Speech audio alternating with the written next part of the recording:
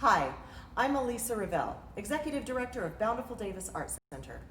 This is our 33rd year of presenting Summerfest, and oh, what a year it's been. Summerfest's goal is to bring people from all over the world together, and it's taken a bit of creative thinking to figure out how to do that while also safely social distancing.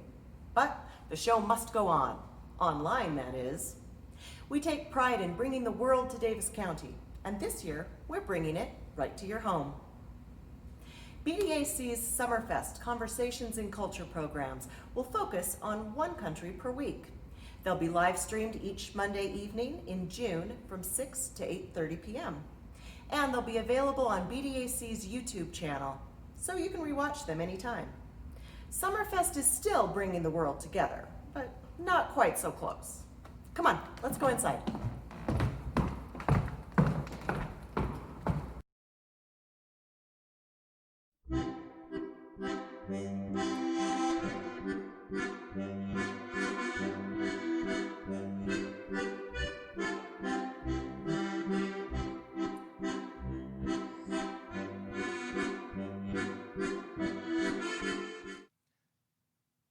Hi, my name is James Bates. I'm the Summerfest coordinator for Bountiful Davis Art Center. Welcome to Summerfest Conversations and Culture. Thank you for joining us today. Thank you to all the community members who have continued to support the arts during this uncertain time. Thank you for the donations. Thank you for continuing to shop online. Thank you for participating in our online courses, and most of all, thank you for your kind words and love and support. The arts have always been here to bring us together and will always be. BDAC will continue to be a place to learn, create, and gather. BDAC's educational program, our educational offerings include classes, cultural programs, music programs, artist competitions, and some of the best contemporary and traditional exhibitions along the Wasatch Front. We are so grateful that we can still offer Summerfest as part of BDAC's programming. Tonight we'll be talking about German culture, music, food, fairy tales, and Germany is located in Central Europe. Like many other countries, Germany has experienced territory and boundary changes. Therefore, expressions of Bavarian culture have been seen outside of its current boundaries with neighboring states. Bavarian culture has long historical ties to its people's pagan past, dating back to before the 1st century. Strong superstitions, beliefs in the unknown have helped in the manifestation of some of Western culture's most beloved fairy tales. Also influenced by Germany's pagan past are Christmas traditions that have been incorporated into modern Christmas practices. We hope you enjoy tonight's presentation. Please welcome Executive Director of the Bountiful Davis Art Center, Alysa Revell. Danke, James.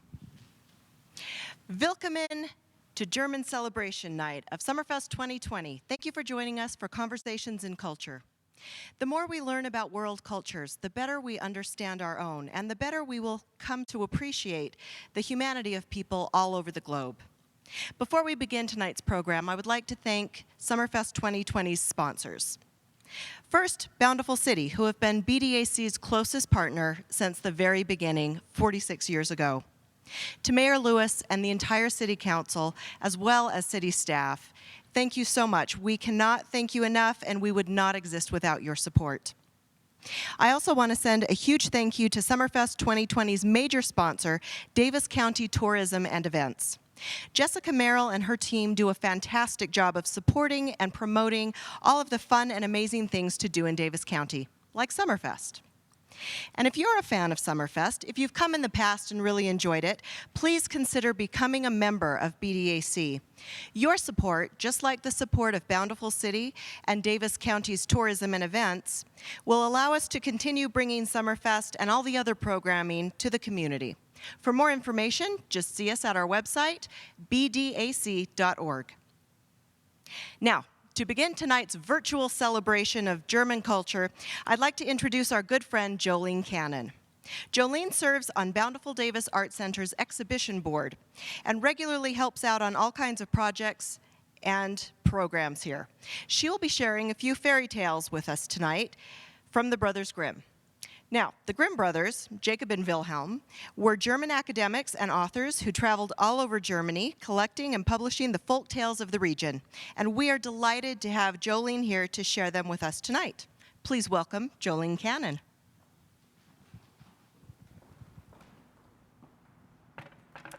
When I was a child, I lived up the street from a woman by the name of Marie. She was the neighborhood storyteller. And some of her favorite stories, along as mine, were the Grimm's fairy tales, which was originally known as the Children and Household Tales. Anyway, so we would gather after school to listen to dear sweet Marie. She always wore a shawl, had her hair tied up nicely and neatly in a bun, and of course, she wore glasses. I remember as a child, one of my most favorite fairy tales was The Elves and the Shoemaker. This is for Marie. A shoemaker, no fault of his own, had become so poor that he had nothing left but leather for one pair of shoes. So in the evening, he cut out the shoes which he wished to make the next morning. He lay down quickly and he fell asleep. In the morning, after he said his prayers, he was just going to sit down to work, and oh goodness, lo! Both shoes stood all finished on his table. He was astounded and did not know what to say. He took the shoes in his hands and he examined them very closely. They were perfect, not one bad stitch in them. Well, soon after, a buyer came in, and the shoes pleased the buyer so much that he paid more than was customary for the shoes. And with the money, the shoemaker was able to purchase leather for 2 more pairs of shoes. He cut them out that night, and the next morning was about to set to work, but he had no need to do so because right before him were 2 more pairs of shoes. Well, the customers loved them so much, he had enough money to make 4 pairs of shoes. And then he cut them out that evening, and they were finished by morning. And so this went on and on and on, constantly until he had a decent living again. In fact, he was quite a wealthy man. Well, one evening, not long before Christmas, he said to his wife, before going to bed, of course, "What think you if we went and stayed up to see who is that who lends us a helping hand?" Well, of course, the wife agreed to this, and they hid themselves in the corner of the room and waited. When it was midnight, 2 tiny little naked men sat down by the shoemaker's table and began working. They cut out the leather, they stitched, they sewed, and they worked so carefully with their little fingers that the shoemaker was astonished and could not turn away. They did not stop working until it was all done. And when it was finished, they quickly went away. The next morning, the woman said, "Oh, goodness, these little men, they have made us rich, and we really must do something to show them how grateful we are for them. I will make them clothes because they have nothing on. I will make them coats and shirts and vests and little trousers, and I will knit them tiny little stockings. Oh, honey, would you please make the 2 little men 2 little pairs of shoes?" Well, of course, the man agreed to this. So the next night, when everything was ready, they laid their presents instead of the cut-out work all together on the table and hid themselves to see how the little men would behave. At midnight, they came bounding in and wanted to get to work at once, but as they did not find any leather cut out, only pretty little articles of clothing, they were first astonished, and then they showed intense delight. They dressed themselves quickly, putting the clothes on and singing, "Oh, now we are the boys so fine to see. Why should we longer cobblers be?" Oh, they they danced and they skipped over the chairs and over the benches, and at last they danced out the door. From that time forth they came no more. But as long as the shoemaker lived, all went well with him, and all his undertakings prospered. The end. Now, one of the most famous Grimm's fairy tales that we know of is called Little Red Riding Hood. But the brothers Grimm's didn't originally call it that. It was Little Red Cap. Once upon a time, there was a sweet little girl who was loved by everyone, especially her grandmother. And there was nothing that the grandmother would not do for her. Once she gave her a little cap of red velvet, which suited her so well that she would not wear anything else, and so she was always called Little Red Cap. One day, Mother said to her, "Now come, Little Red Cap, there is a piece of cake and a bottle of medicine. Take them to your grandmother. She is ill and weak, and they will do her good. Now hurry off. Walk very carefully, do not run off the path, and do not fall and break the bottle, for if you do, grandmother will have nothing.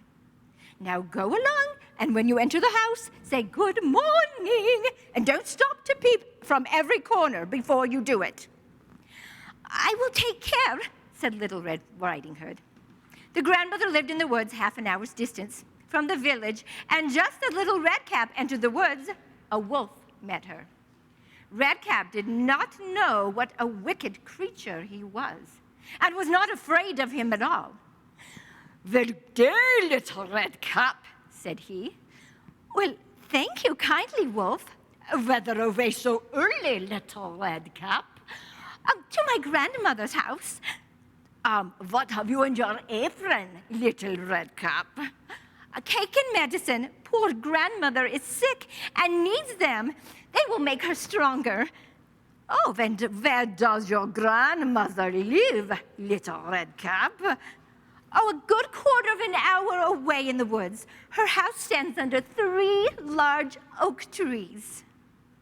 The wolf thought to himself, "Oh, what a tender creature. What a nice plump mouthful.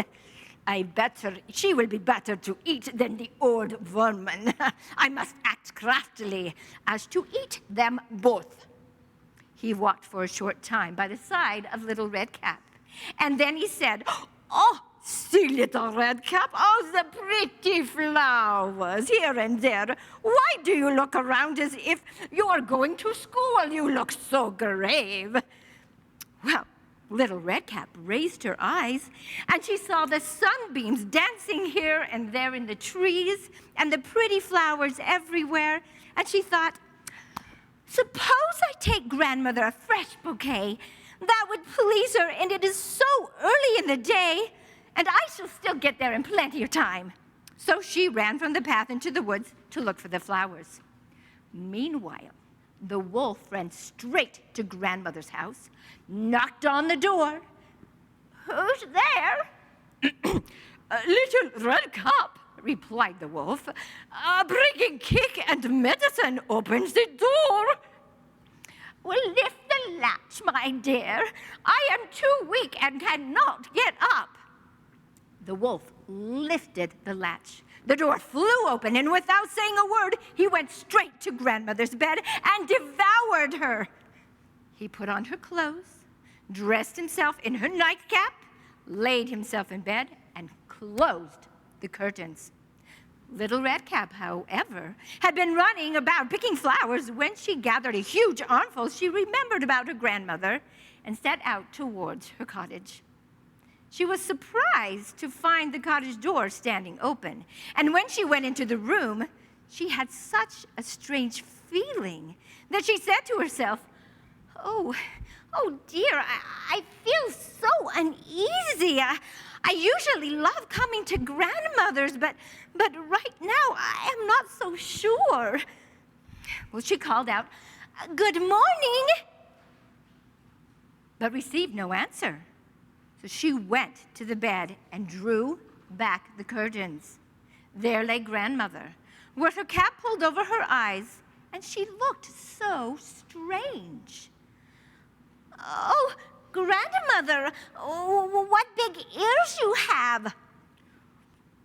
"Just better to hear you with, my child," he replied. "Oh, but Grandmother, what big eyes you have!" "Oh, the better to see you with, my child. But Grandmother, what large hands you have!" "Oh, the better to hug you with, my child." "Oh, but Grandmother, what a terrible big mouth you have! The better to eat you with." And scarcely had the wolf said this, than in one bound he was out of bed and he swallowed Little Redcap. Then the wolf was satisfied. He lay down in bed and fell asleep and began to snore.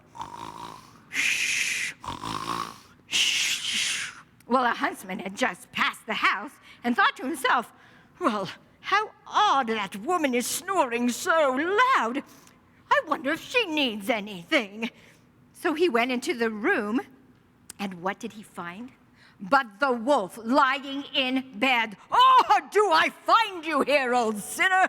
I have long sought thee." And then when he was just about to shoot him, it occurred to him that the wolf might have eaten Grandmother, and she still might be saved. So he did not shoot the wolf, but he took a pair of scissors and began to cut open the stomach of the sleeping wolf. And when he made 2 snips, he saw the Little Redcap.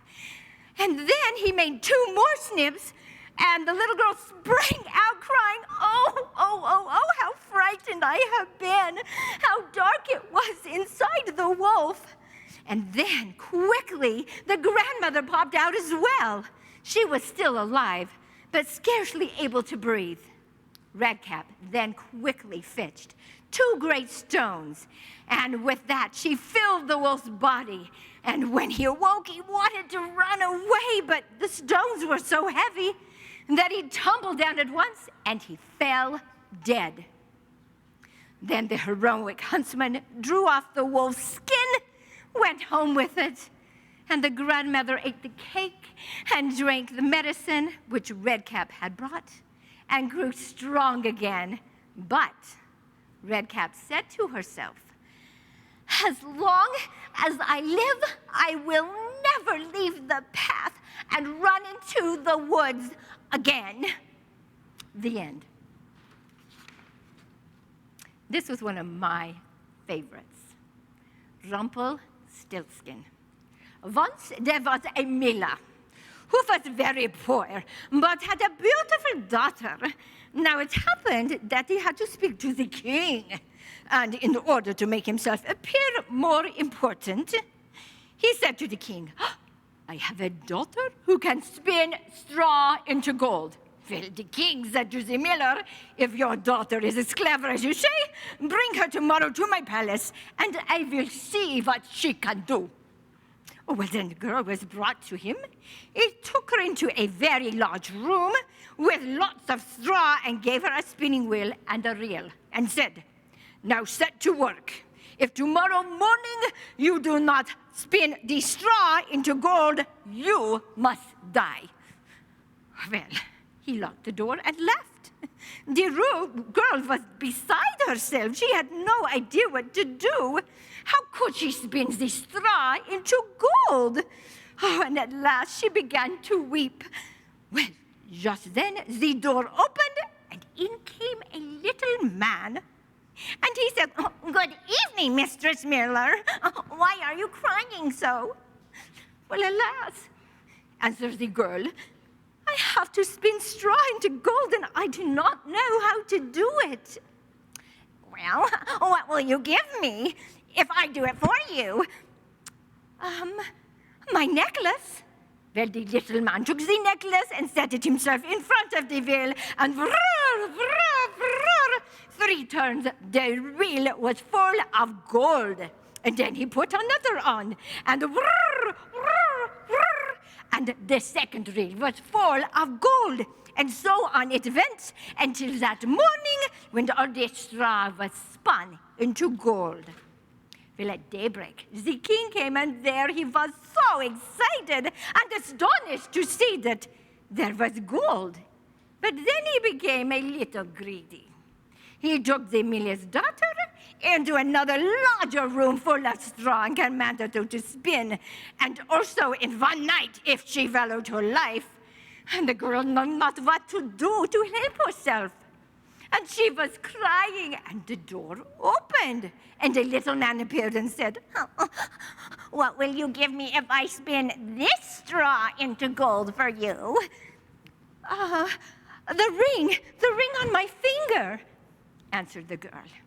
The little man took the ring and began to turn the wheel, and by morning had spun all the straw into glittering gold. Well, the king, he rejoiced. He was so happy, but he wanted still more gold. And he took the miller's daughter into a larger room full of more straw, and he said, "You must spin this too in the course of this night. But if you succeed, you shall be my wife." Even though you are just a miller's daughter, I could not find a richer wife in the whole world. And then the girl was alone. She began to cry again, and for the third time, a little man came into the room. "Well, what will you give me if I spin this straw into gold for you?" "Why, I have nothing left to give." "Well, then promise me. By the next year, if you become queen, I want your first child." Well, who knows if that will ever happen? So she agreed to it. The little man once more spun the straw into gold. Well, when the king came in the next morning, he was so happy and astonished that he married the girl, and she became the queen. A year later, she had a beautiful child, and she never thought about the little man. Well, he appeared one night and said, "Oh, now, give me what you promised." Well, the queen was horror-struck and offered the little man all the riches in the kingdom, and he said, No, something that alive is dearer to me than all the treasures of the world."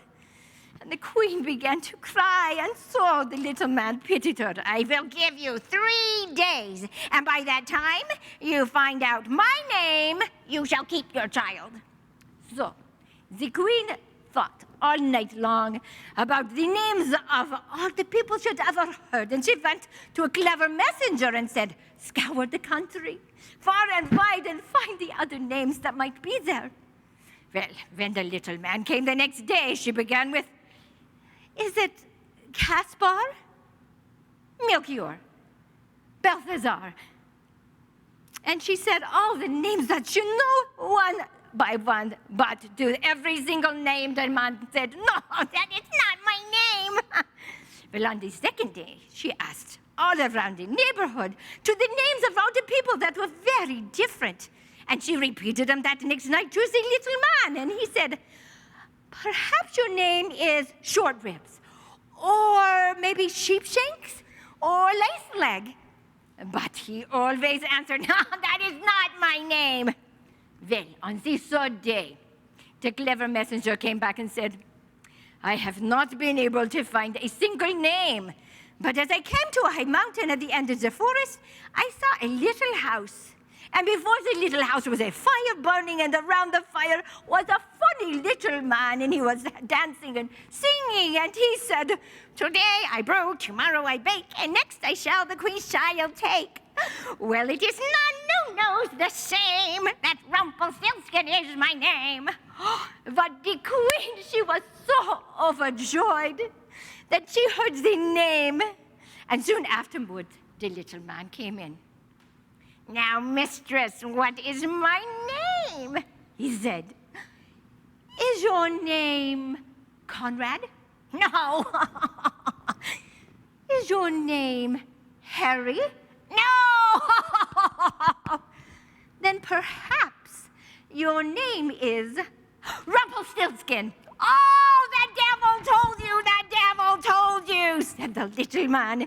He cried, and he was so angry that he stamped stamped his foot so hard and deep into the earth that his whole leg went down. And then when he tried to pull it out, he pulled at his left leg so hard with both hands that he tore himself right in two. The end.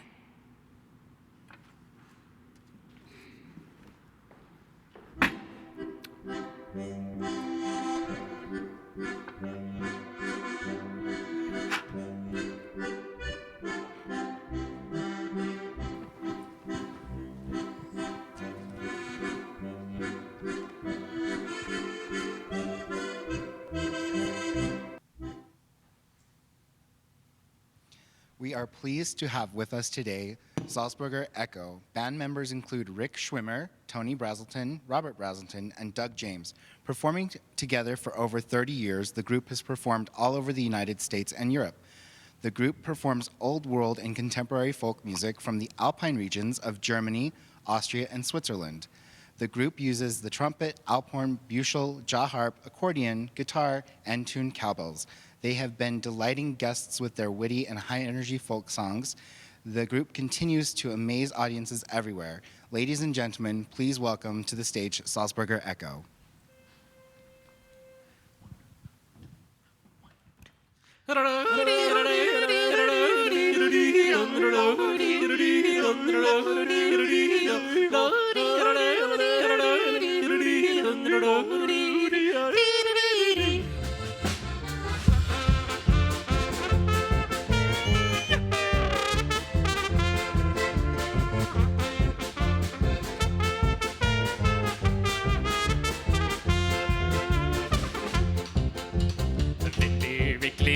Schwindelnde Haien steigen den Gebäuden zu. Jedem Herzen brennt eine Sehnsucht, sie lasst uns liberal in Ruhe. Ewige Berge, sonnige Höhen, Wegvagabunden sind wir, ja wir. Ewige Berge, sonnige Höhen, Wegvagabunden sind wir.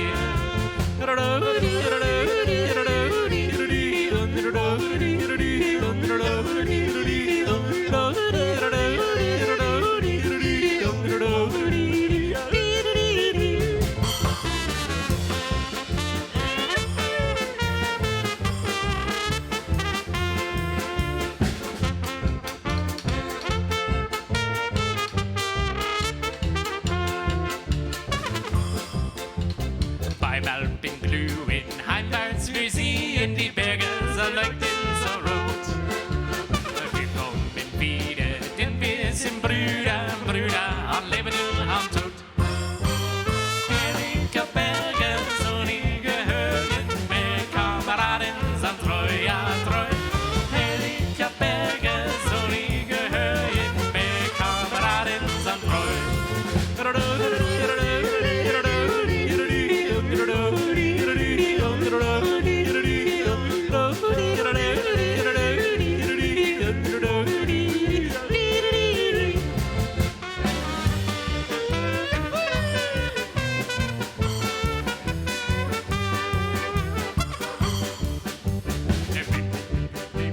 Schwindelnde Haien steigen den Gebäuden zu. Unser Herzen brennt eine Sehnsucht, sie lasst uns liberal in Ruhe. Ewige Berge, sonnige Höhen, Wegvagabunden sind wir, ja wir. Ewige Berge, sonnige Höhen, Wegvagabunden sind wir.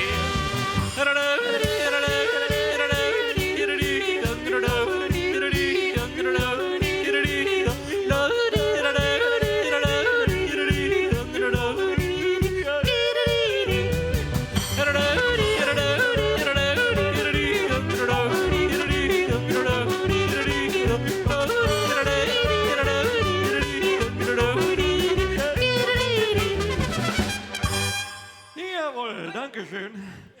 We're Salzburger Echo, and we do music from Germany, Austria, Switzerland, and we're going to. That first song is actually called Bergvagabunden, which is a mountain vagabond song, and a lot of the music that we're doing now is very, very mountain focused. Those beautiful alpine mountains known as the Alps, and they go through Germany, Austria, Switzerland, and other countries as well. But that's kind of where we get our motivation and our love of this music from. So we're going to do another one that actually talks about the valleys in between these beautiful mountains. It's called the Tirolerhut, or the Songs of the Valleys. Und zwei, drei.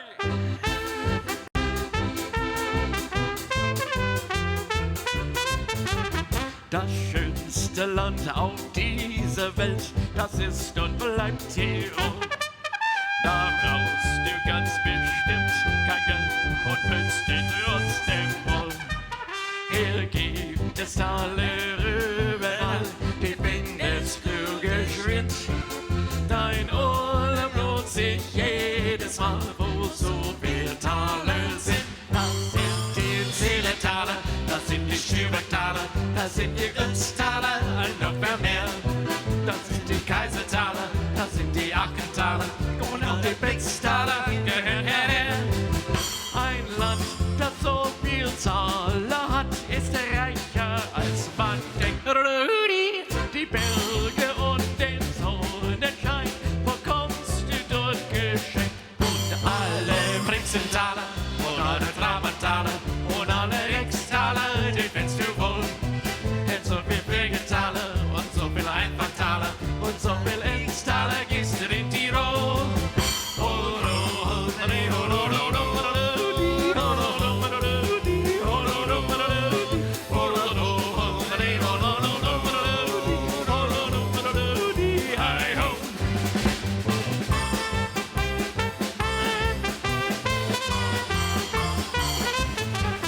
Bertalle sucht beim Mondenschein, von dem sagt man, der spinnt. Es wird auch nicht zu finden sein, wo keine Taler sind. Doch kommst du nach Tirol bei Nacht, dann schau dich nur mal um. Da liegt die ganze Taler da im tiefen Schlafenrum. Da liegen die Zillertaler, da liegen die Stübertaler, da liegen die Installer in Süßeru. Da liegen die Kaisertaler, da liegen die Ackentaler und auch die Blitztaler gehören dazu. Ein Land, das so viel Taler hat, ist reicher als man denkt. Die Berge und den Sonnenschein bekommst du dort geschenkt. Und alle Rexentaler und alle Traumataler und alle Rextaler, die findest du wohl.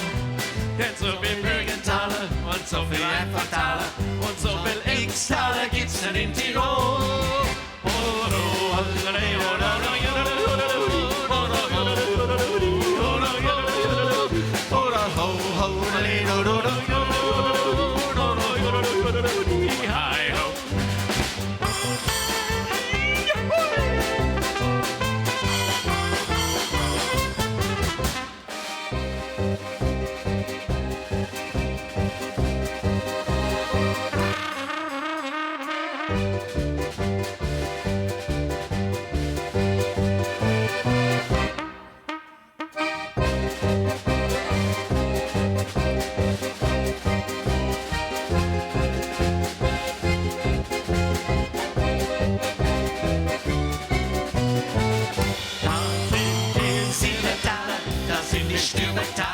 Das sind die Östaler, noch viel mehr.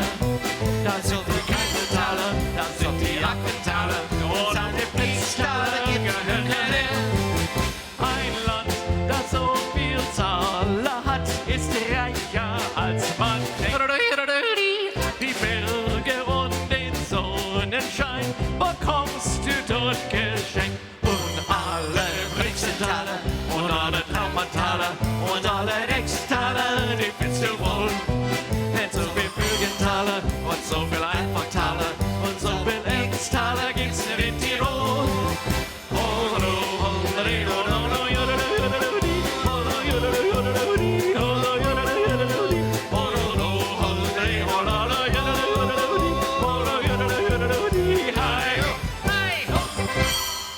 Jawohl. All right. Woo. We get out of breath doing these songs, let me tell you.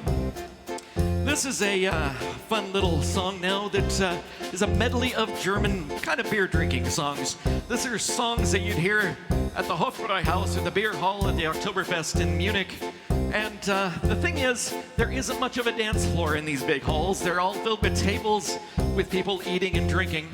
And so instead of dancing, because there's no dance floor, they do something called schunkeln. And what schunkeln means is you're linking up arms with whoever you're sitting next to.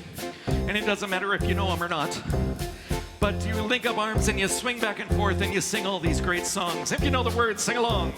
1, 2, 3, und 2. München steht ein Hofbräuhaus. 1, 2, super.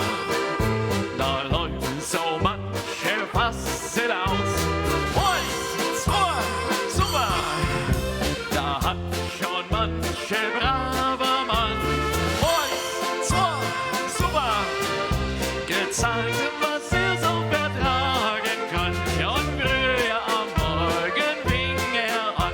Und spät am Abend kam heraus. So schön ist im Hofbräuhaus. Juhui!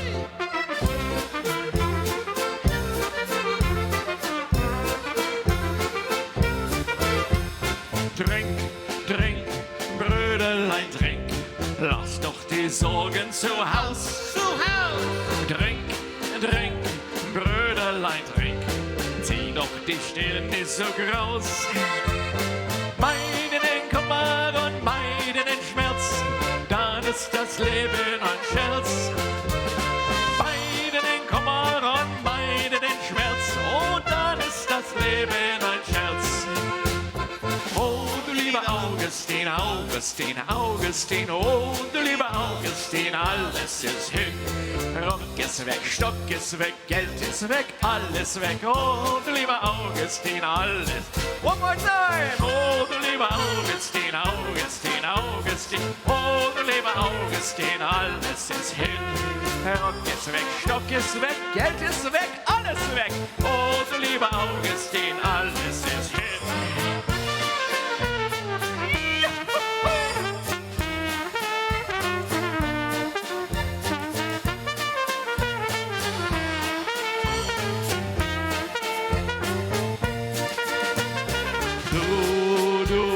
Liegst mir im Herzen, du liegst mir im Sinn, du machst mir viel Schmerzen, weiß nicht, wie gut ich dir bin. Ja, ja, ja, ja, weiß nicht, wie gut ich dir bin. Your turn! Ja, ja, ja, ja, weiß nicht, wie gut ich dir bin.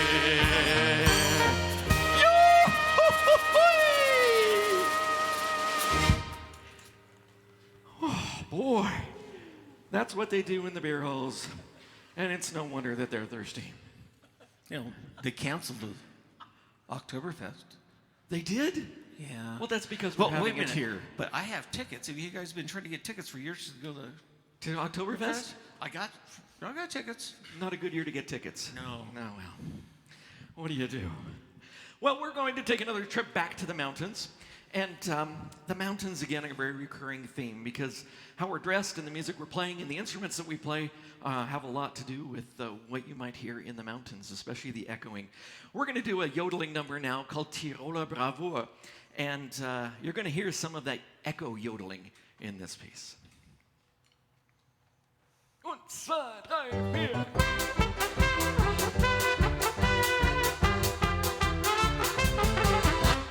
Hört's alle her, hört's mir alle zu.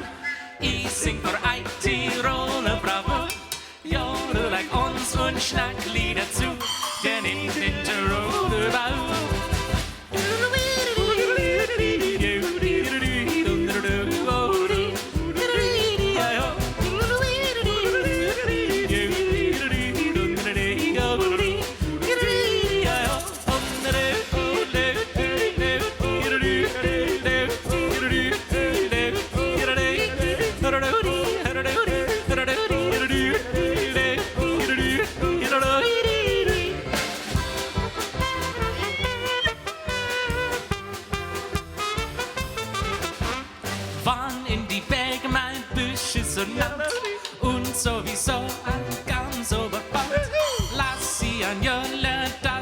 Tirolerhut, vom Bergenstal ins Überwald.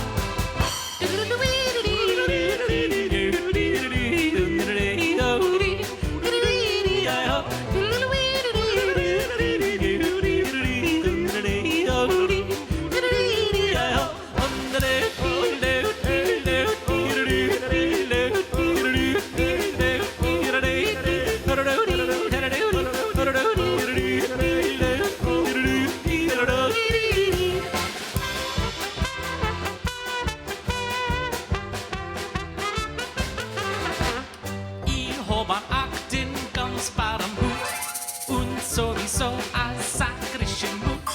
Geh in so'n Dünder, jetzt gleich ganz aus. Lass es frischen Jule raus.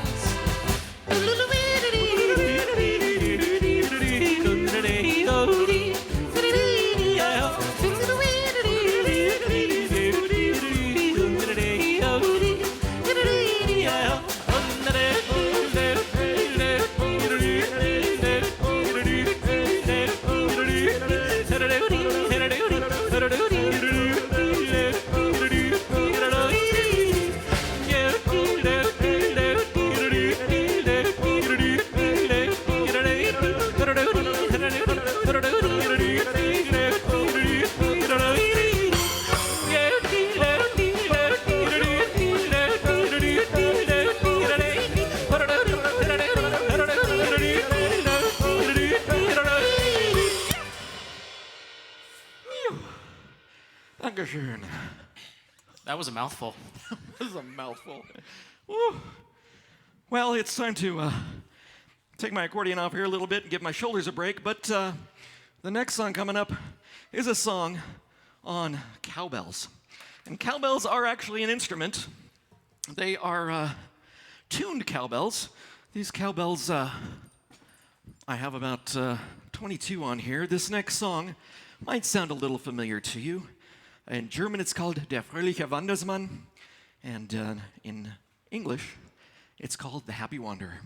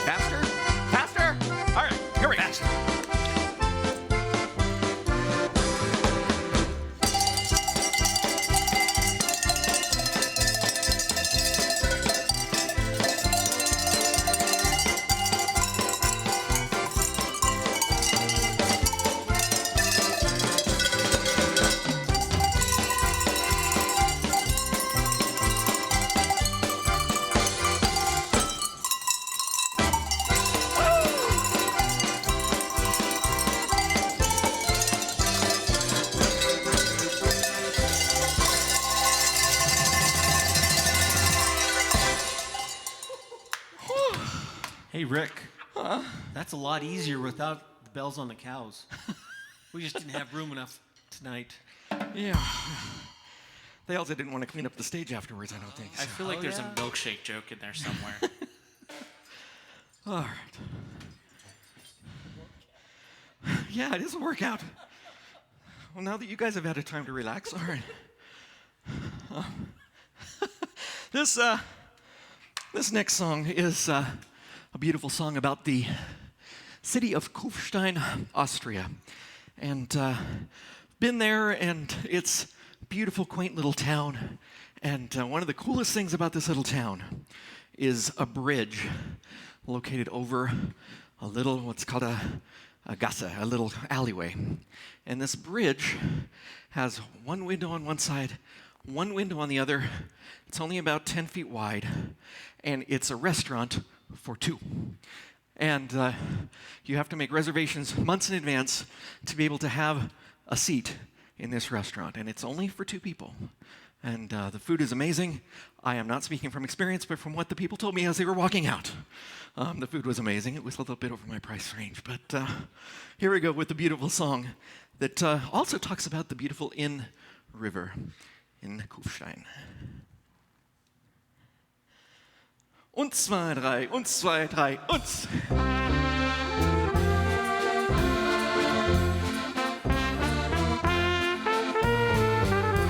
Kennst du die Perle Tirols? Das steht hier in Kufstein, das kennst du wohl. Und Rappen und Berge, so friedlich und still.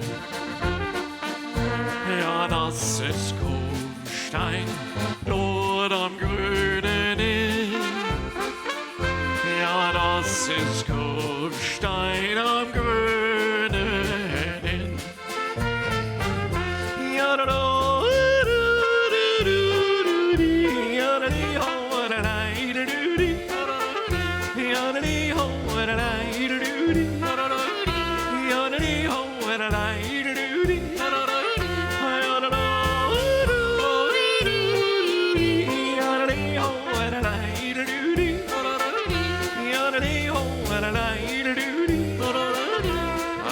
In Tirol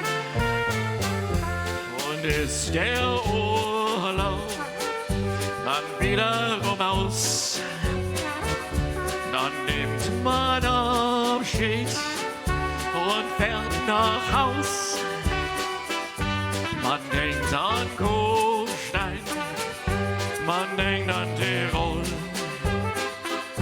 mein liebes Städtchen, lebe wohl, lebe wohl, mein liebes Städtchen, lebe wohl, lebe wohl. Ja, da, da.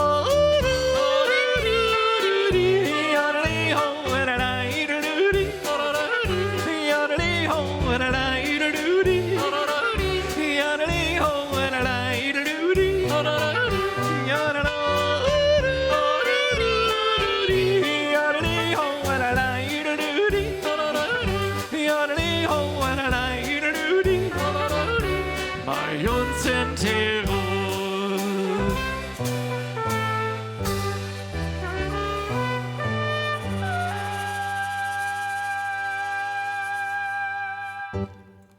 Das Kufsteiner Lied, die Perle Tirol. All right, we've got a couple of other instruments up here that you haven't seen yet. The first one, Robert is holding over here. It's called a washboard. Yes, it is a musical instrument. It's percussion. I think a lot of people have seen a washboard before. Yes, but have they seen it played? One of the first trips we took to Europe, we couldn't find any laundromats. This is true. So Nancy, Robert's father, or my mother, anyway, so she was actually washing our clothes in the bathrooms, which are very small. Yes. With the washboard. So they came in handy. It's a dual purpose item. It is a dual purpose. It cleans and plays. But so that's the washboard, and he's putting some thimbles on his fingers so he doesn't wear off his fingernails. But we have Tony has an interesting instrument as well called a jaw harp. And this song is called a dimple borischer. A dimple is kind of like a ukulele, but we don't play the ukulele. So we make up for it with a couple of other unique instruments. So there we go with the dimple borischer.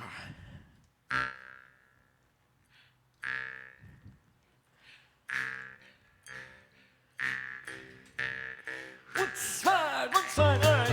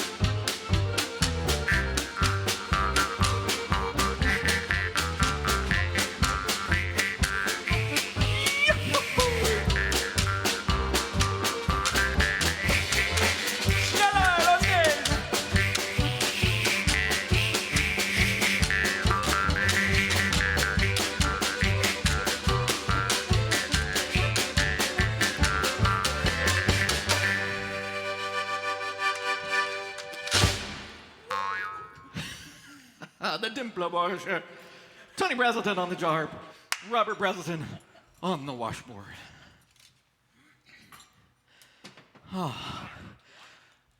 Something that's known in Germany in the Black Forest. The Black Forest is very famous for cake.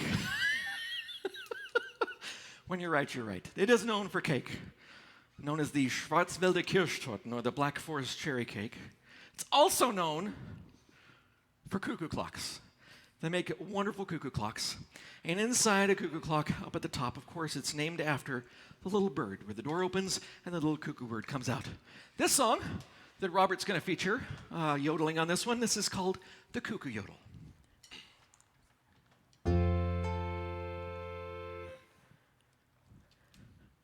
Cuckoo, cuckoo, cuckoo-doo-dee-oh-dee, cuckoo-doo-dee-oh-dee, cuckoo-doo-dee-oh-dee, cuckoo-doo-dee-oh-dee,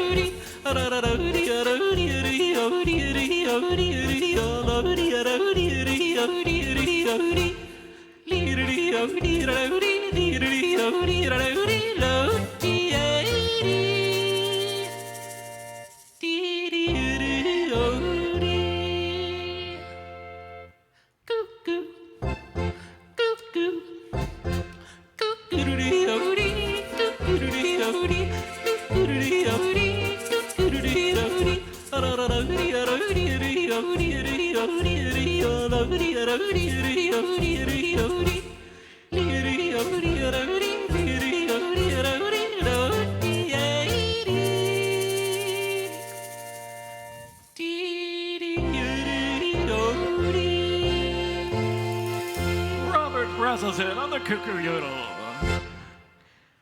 Wunderbar. Well, you've probably wondered, you've seen some of these horns out here, the beautiful Alp horns, and they are the national instrument of Switzerland, but they're also played in all of the Alpine regions, and southern Germany makes these beautiful instruments. And Tony and Robert are bringing out a couple of instruments very similar to the Alp horn. It's called a Büchel, and I'm going to let them do something kind of fun with this. It's kind of like an Alp horn all wound up. Pretzelized Alp horn.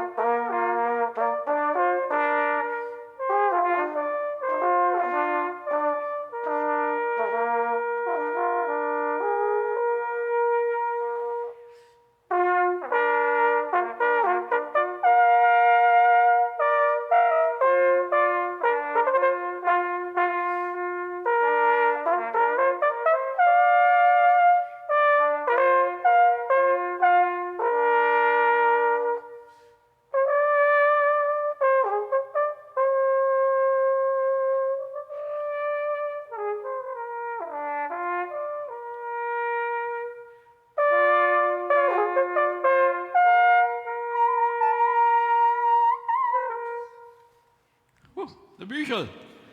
Kind of a fun instrument. And all of these sounds that they're making, I don't know if you were able to see that in detail, but they're not pushing any valves, they're not covering up any holes like on a clarinet or a flute or anything.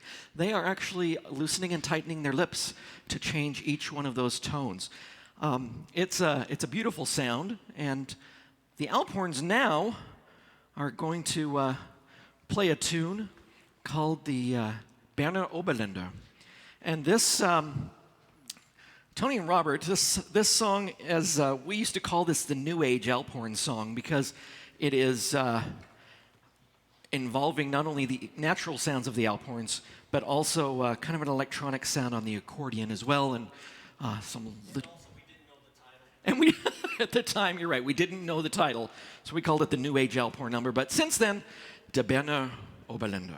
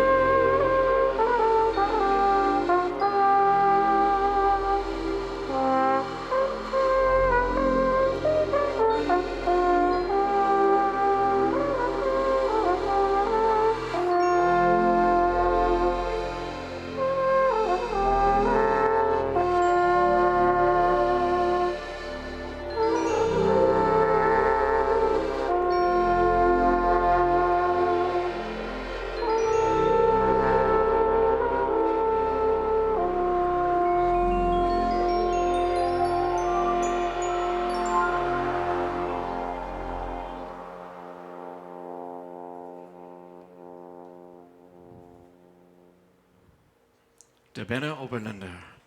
Ah, we love that one. Thank you so much. There's another one now that this is actually a really ironic song because it's a polka. And once you hear what it is, you'll see why it's ironic. It's a polka. It's a yodeling polka. It is an Alphorn yodeling polka. And it was written by John Denver.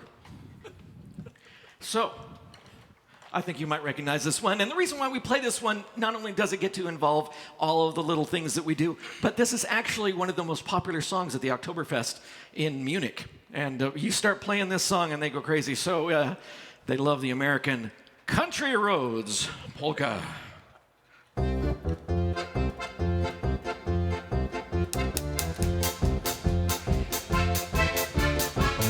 Almost heaven, West Virginia. Blue Ridge Mountains, the Shenandoah River. Life is older than the trees, younger than the mountains, blowing like a breeze. Country roads take me home to the place I belong.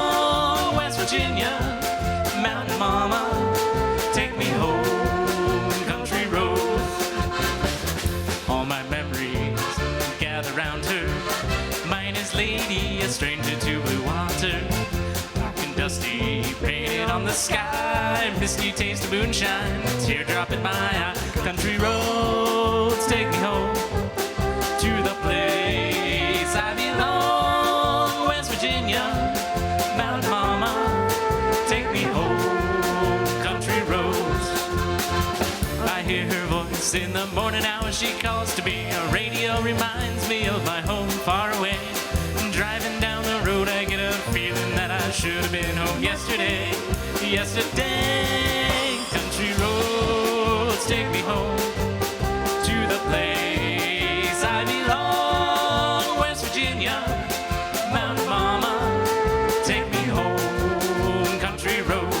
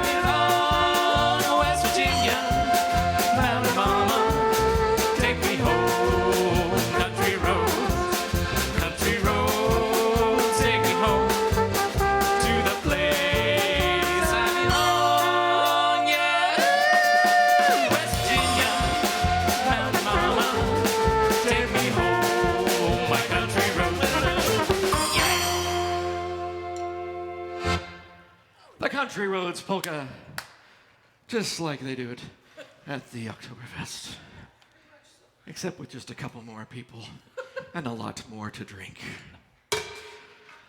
We have a song now that, we've talked a lot about the mountains, and there's this little grayish-white flower. You probably know where I'm going with this. A little grayish-white flower that grows up in the mountains in between the rocks in the Alps called the Edelweiss. And so many songs have been written about it in a lot of the German songs that I've listened to growing up. The little Edelweiss means a love and something that you give someone you care for. And so this song we'd like to sing for you from The Sound of Music, the beautiful Edelweiss.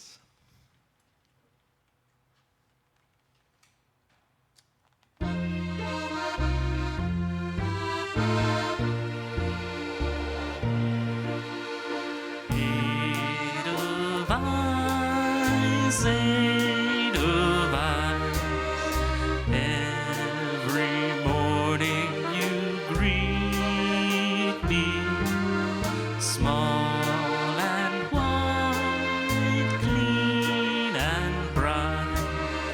You look happy to meet me, blossom of snow, may you bloom and grow, bloom and grow forever.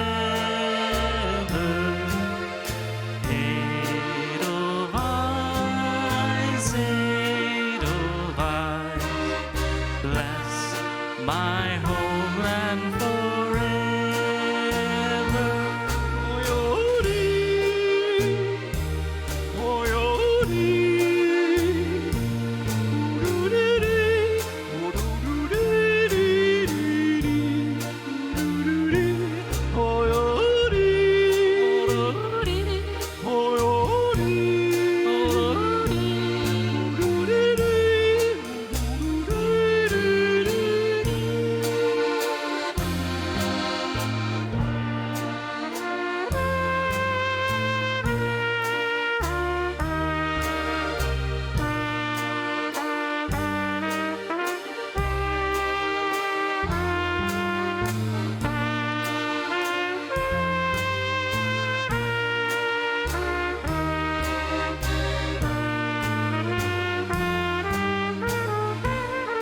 Blossom snow, Blossom of snow, may you bloom and grow, bloom and grow forever.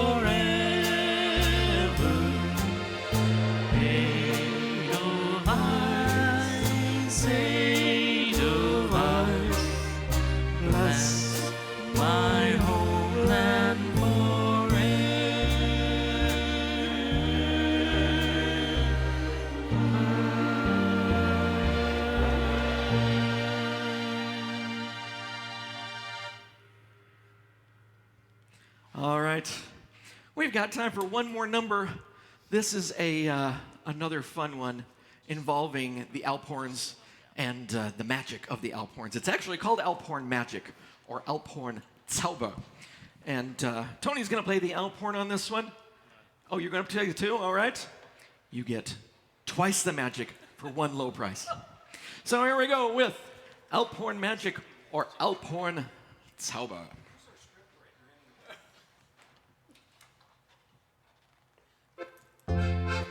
One, two, three, four.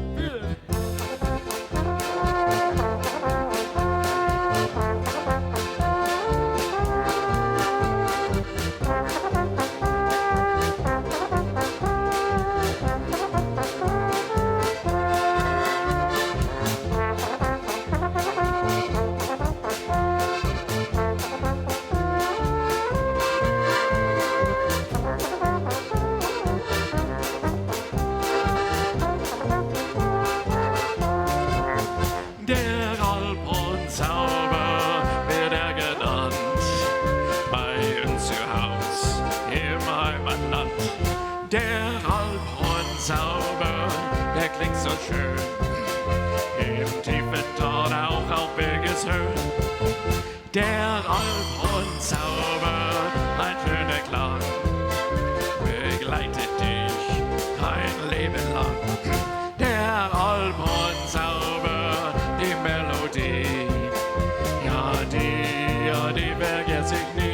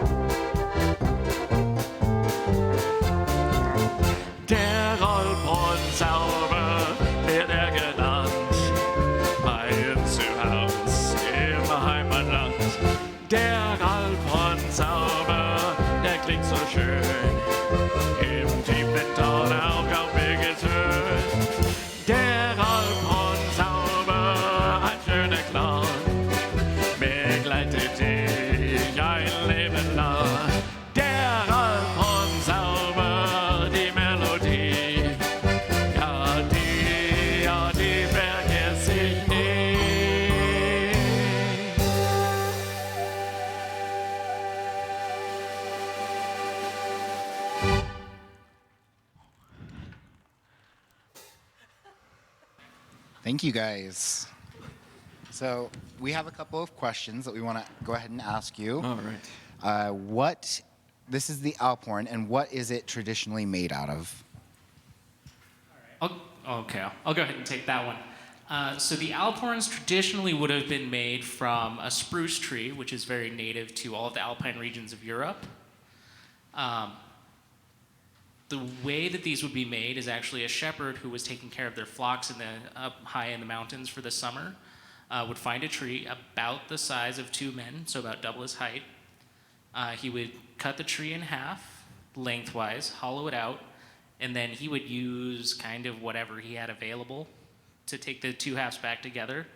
The one that Tony was playing is kind of wrapped with a birch rattan. That's pretty traditional.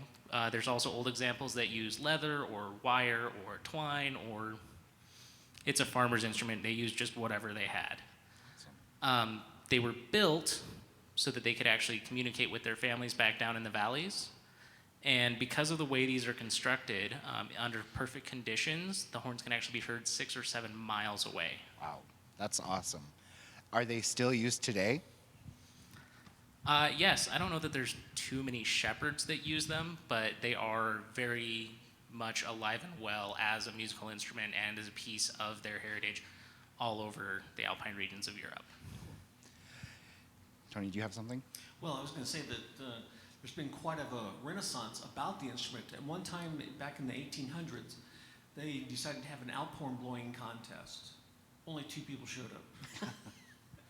And so they started working on that, and now, like Robbie and myself, we were going to go play that bugle duet in a competition, but that festival's been canceled. But anyway, we've played with as many as 179, 180 Wow. other Alphorn players. At once? Yes. Well, not in time, but intonation wise. But yeah, it's quite a fun thing to be part of. And so, but that really took over about the last 40, 50 years where they've really started promoting it, and there's Alphorn blowers everywhere. And typically there'd be an Alphorn maker in each one of the cantons. And so if you were from that canton, if you had a group, most likely or often you would then have all the same make of horns. So. And how do you move these from place to place?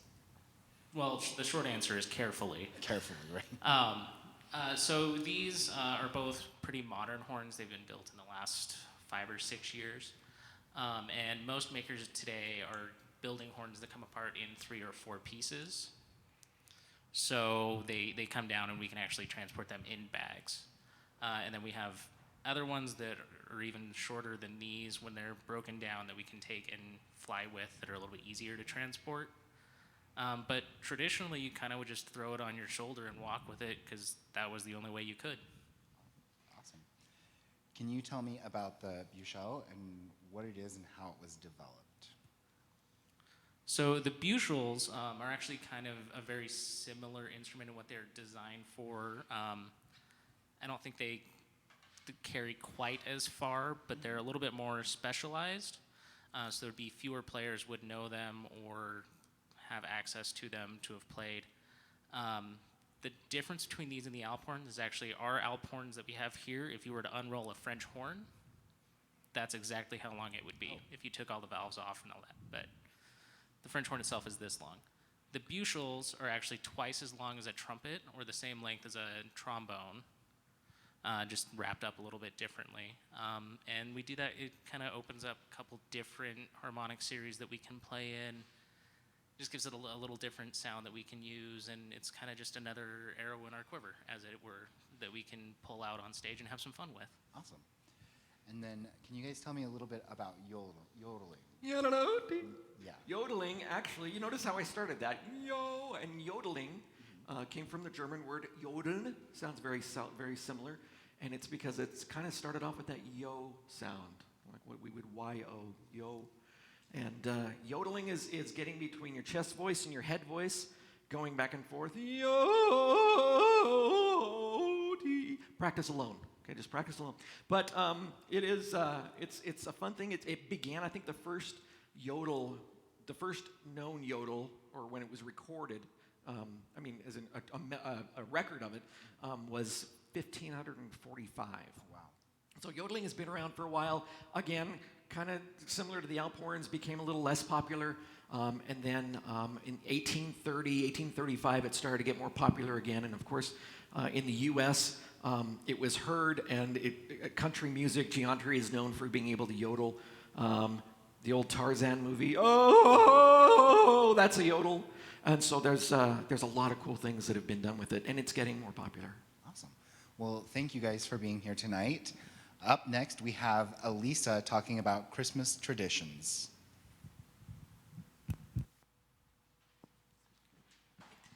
Schönen Tag. I'm Alysa Revell, Executive Director here at Bountiful Davis Art Center. And I'm here tonight with my little German Schnauzer friend and Art Center mascot, Nach Texan von Floof. We're going to tell you about some of Germany's Christmas traditions that have been adopted here in the United States. Although it's easy to imagine that our good old-fashioned American Christmas customs must go back for centuries, a lot of them only date to the mid-1800s, and a high percentage of the holiday traditions we maintain in America originated in Germany. So let's look at some of the ways Germany has influenced how Americans celebrate Christmas, or Weihnachten. Advent calendars have become increasingly popular in the United States since the mid-20th century. That's because President Eisenhower brought widespread attention to them when a photo of him opening one with his grandchildren ran in Newsweek magazine in 1953. But in Germany, the tradition dates back to the 9th century. They can be made of wood or fabric or any number of materials. Inexpensive, mass-produced paper Advent calendars were first printed in Germany in 1908. These calendars are used to count down the days from December 1st to Christmas. Each day, treats like candies and small toys are taken out from behind the doors. Oh, there's a little dog biscuit. That must be for you, Hex. Good girl. Another colorful and very old German Christmas tradition that's found its way to North America is the German Christmas market. Beginning in mid-November, in almost every German city of any size, one or more Christmas markets will pop up in the local square. These Christmas fairs, offering warm drinks, roasted chestnuts, and local crafts, will continue through the days of December leading up to Christmas Eve. Called Christkindlmarkt, these special markets are an integral part of the holiday season in Germany. Christmas markets were first documented in 1384 in both Munich and Frankfurt. Today, Christmas markets are found throughout Germany, many other parts of Europe, and here in the U.S. And for many years, Bountiful Davis Art Center has offered our very own Christkindlmarkt. We call it Winterfest. It begins right around Thanksgiving and runs until the week of Christmas. It's stocked full of wonderful, handmade, one-of-a-kind items from local artists and artisans, and it will help make shopping for those hard-to-buy people on your list easy. So do drop by while you're out Christmas shopping. Nutcracker dolls, known as Weihnachten Nuschkanakas, are decorative figures that originated in the Ore Mountain region of Germany in the late 1600s. Commonly made to resemble toy soldiers, nutcrackers of different designs proliferated. By the early 19th century, there were nutcracker bakers, miners, police officers, and royalty. And of course, today, you can find a nutcracker dressed as just about anything, like this fisherman. They were often given as gifts, and at some point, they became associated with the holiday season. As with so many other German Christmas traditions, nutcrackers grew in popularity during the 1800s and spread to nearby European countries. As the demand for nutcracker dolls grew, factory production began on a mass scale. Friedrich Fuchner, commonly known in Germany as the father of the nutcracker, began the first mass production of the design in 1872, using a lathe at his workshop. Decorative nutcracker dolls were popularized outside of Europe after the Second World War, when American soldiers stationed in Germany came home bringing nutcrackers as souvenirs. Another popularity boost came from Tchaikovsky's Nutcracker Ballet, which, of course, revolves around a toy nutcracker soldier coming to life and battling giant rats to a gorgeous orchestral score. The ballet was introduced to America by the San Francisco Ballet on Christmas Eve of 1944. It instantly became a favorite holiday tradition across the U.S. and helped make nutcracker dolls a seasonal icon. In German folklore, the dolls are a symbol of good luck, with the important job of protecting the home by scaring away evil spirits. While nearly all nutcrackers from before the 1950s are functional as well as decorative, most modern nutcrackers are primarily ornamental and not able to actually crack nuts. So use yours to scare away evil spirits, but don't try to crack a pecan with it. The next German tradition we're going to explore is probably the most popular of all: Christmas trees. This idea of bringing an evergreen tree inside your house and decorating it originated in Germany as part of their Yule celebrations, and German immigrants brought the tradition of the Christmas tree to the U.S. in the mid-19th century. And while Christmas trees tend to go up right after Thanksgiving in the U.S., in Germany, the Christmas tree usually isn't decorated until Christmas Eve. Traditional tree decorations include candy, apples, nuts, angels, candles, cookies, and blown glass ornaments. The next time you decorate your Christmas tree, take a closer look at the ornaments. Although the glass ornaments on your tree may come from China, Mexico, Italy, or somewhere else today, these shiny glass balls, called Glaskugeln, were originally invented in Germany. In the late 16th century, the small German town of Lauscha became known for its glass blowing, or Glasschütten. This area had been home to glassmaking as early as the 12th century. Lausch's Glasschütten industry has produced drinking glasses, glass bowls, glass beads, and eventually even glass eyes. Around the year 1600, Hans Greiner began producing garlands of glass beads and tin figures that could be hung on Christmas trees. The popularity of these decorations grew into the production of glass figures made by highly skilled artisans with clay molds and were often in the shape of fruits and nuts. The inside of the ornament was made to look silvery, at first with mercury or lead, then, later, using a special compound of silver nitrate and sugar water swirled around the inside of the bauble. After that dried, the ornament was hand painted and topped with a cap and a hook. Look familiar? Soon, all of Germany was buying Christmas glassware from Lauscha. Then, in the 1840s, a picture of Queen Victoria's Christmas tree was shown in a London newspaper. It was heavily decorated with glass ornaments and baubles from her husband, Prince Albert's native Germany. Lauscha was besieged with orders and began exporting its products throughout Europe. In the 1880s, American dime store magnate F.W. Woolworth discovered Lauscha's famous Glaskugeln during a visit to Germany. He made a fortune by importing the German glass ornaments to the United States, and by the turn of the century, Woolworths had imported over 200,000 ornaments and topped $25 million in sales from Christmas decorations alone. Now, the Lauscha glass ornaments are also related to a supposed German legend concerning a certain Christmas pickle. Have you heard of it? Do you hide a glass pickle in your tree with a reward for the person who finds it? Do you think it's an old German tradition? Well, unfortunately, the German Christmas pickle is not actual tradition, but holiday fiction. Turns out it's a very clever marketing scheme designed to sell ornaments, which kind of makes it the perfect American holiday tradition, don't you think? And of course, once you've finished putting all that Glaskugeln on your Christmas tree, you sit around it and sing, "Oh, Christmas Tree," right? Well, that song was originally written in Germany in 1799 and called, of course, O Tannenbaum. And finally, for our last transatlantic tradition, anyone who has traveled to Germany during the Christmas season knows that the country's brimming with gingerbread. They call it Lebkuchen. Gingerbread bakers had established their own trade guild in Nuremberg in 1643, and gingerbread houses began appearing in Germany in the early 1800s. According to some historians, these gingerbread houses were the direct result of the Brothers Grimm fairy tale Hansel and Gretel.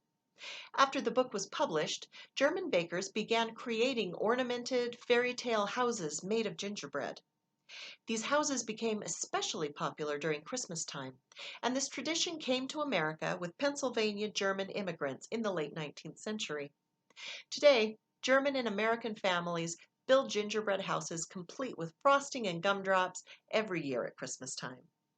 And if you like making gingerbread houses or just looking at gingerbread houses, you will definitely want to join us here at Bountiful Davis Art Center on Saturday, December 5th, when we will be hosting BDAC's 4th annual Gingerbread Festival. The festival includes the popular Gingerbread House Contest and is held during our Christmas market, Winterfest. Follow BDAC on social media or subscribe to our emails to be first in line for tickets this year.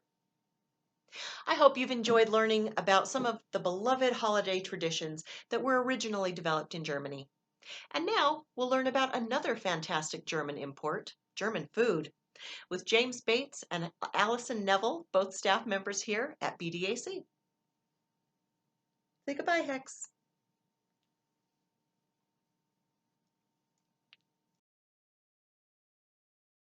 First, we have a Winnenstück, which is a bee sting cake. It is a traditional double-layer cake with a creamy filling and crunchy, buttery honey and almond topping.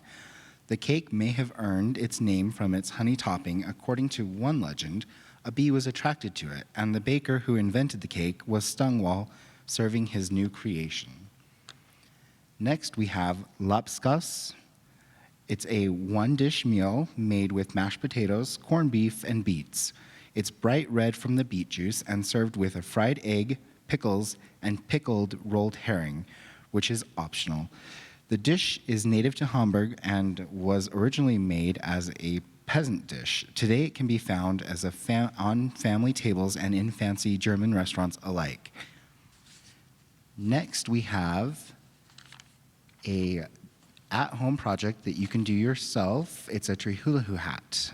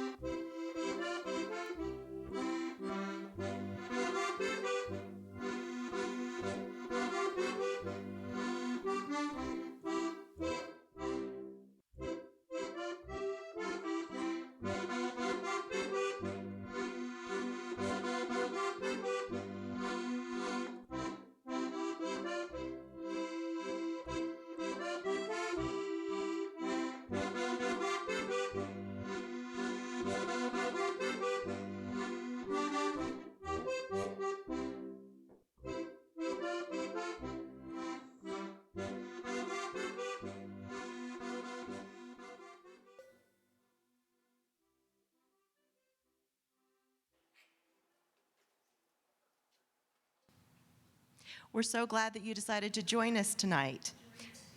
We would like to thank the following. Special thanks to Salzburger Echo behind me. Yay! Weren't they fun? Jolene Cannon, who is our exhibitions committee member and volunteer for her wonderful fairy tale renditions. John Catlin, our sound engineer. Anna Krebs, our live streaming consultant.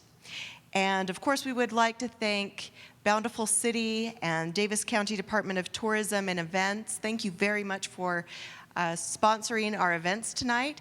Thank you so much for all of our art supporters throughout Davis County and beyond. Thank you to all of the cities in Davis County for the support that you give us as well. And we hope that you join us again next week for Summerfest Conversations in Culture 2020, when we will have the spotlight on India. We hope to see you then.